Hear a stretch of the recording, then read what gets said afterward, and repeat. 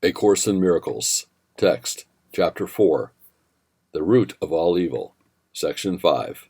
The Escape from Fear. If you cannot hear the voice of God, it is because you do not choose to listen.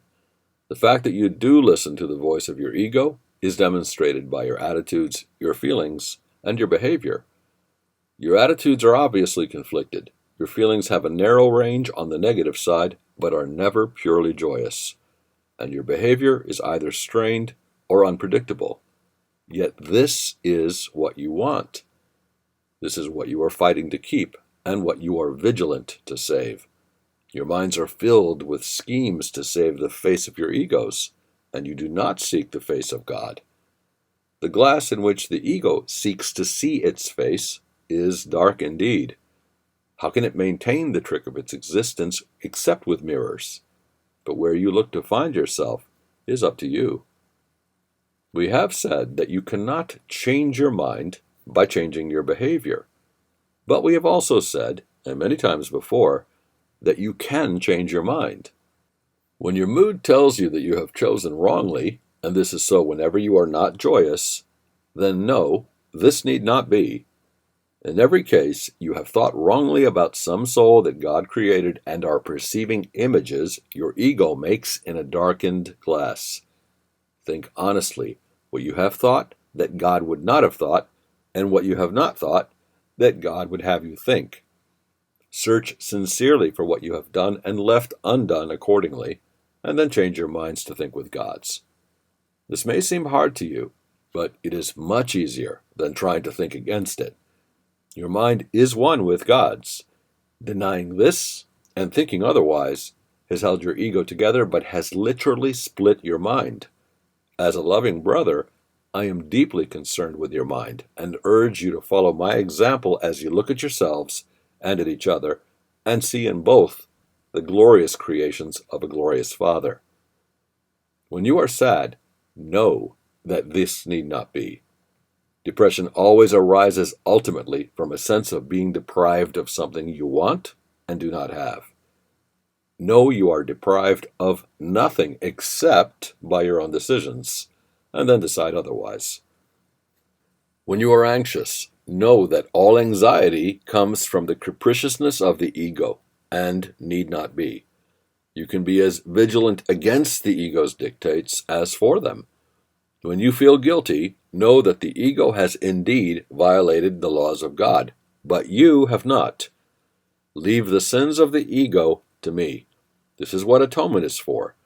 But until you change your mind about those your ego has hurt, the atonement cannot release you. As long as you feel guilty, your ego is in command, because only the ego can experience guilt. This need not be. Watch your mind for the temptations of the ego and do not be deceived by it. No, it offers you nothing. When you have given up this voluntary dispiriting, you will see how your mind can focus and rise above fatigue and heal. Yet you are not sufficiently vigilant against the demands of the ego to disengage yourself. This need not be. The habit of engaging with God and His creations is easily made if you actively refuse to let your minds slip away. The problem is not one of concentration. It is the belief that no one, including yourself, is worth consistent effort. Side with me consistently against this deception, and do not permit this shabby belief to pull you back. The disheartened are useless to themselves and to me, but only the ego can be disheartened. Have you really considered how many opportunities you have to gladden yourselves, and how many of them you have refused? There is no limit to the power of a Son of God, but He Himself can limit the expression of His power as much as He chooses. Your mind and mine can unite in shining your ego away and releasing the strength of God into everything you think and will and do. Do not settle for anything less than this, and refuse to accept anything but this as your goal. Watch your minds carefully for any beliefs that hinder its accomplishment, and step away from them. Judge how well you have done this by your own feelings. for this is the one right use of judgment. Judgment, like any other defense, can be used to attack or protect, to hurt or to heal. The ego should be brought to your judgment and found wanting there. Without your own allegiance, protection, and love, it cannot exist.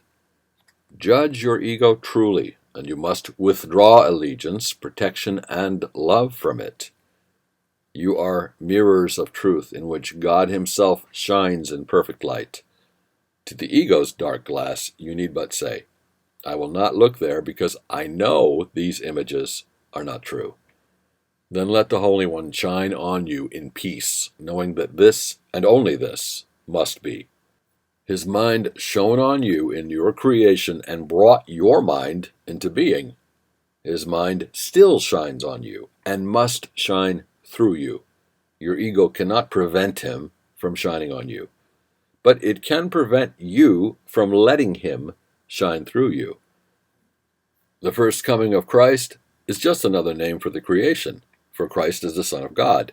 The second coming of Christ means nothing more than the end of the ego's rule over part of the minds of men and the healing of the mind. I was created like you in the first, and I have called you to join with me in the second. If you will think over your lives, you will see how carefully the preparations were made. I am in charge of the second coming, and my judgment, which is used only for protection, cannot be wrong because it never attacks. Yours is so distorted that you believe I was mistaken in choosing you. I assure you this is a mistake of your egos. Do not mistake it for humility.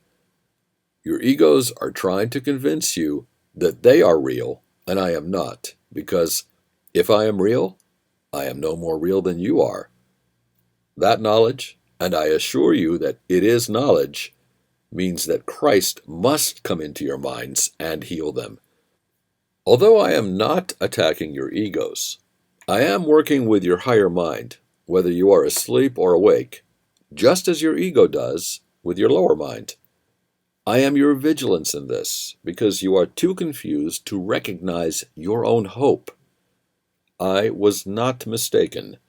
Your minds will elect to join with mine, and together we are invincible. You will yet come together in my name, and your sanity will be restored. I raised the dead by knowing that life is an eternal attribute of everything that the living God created.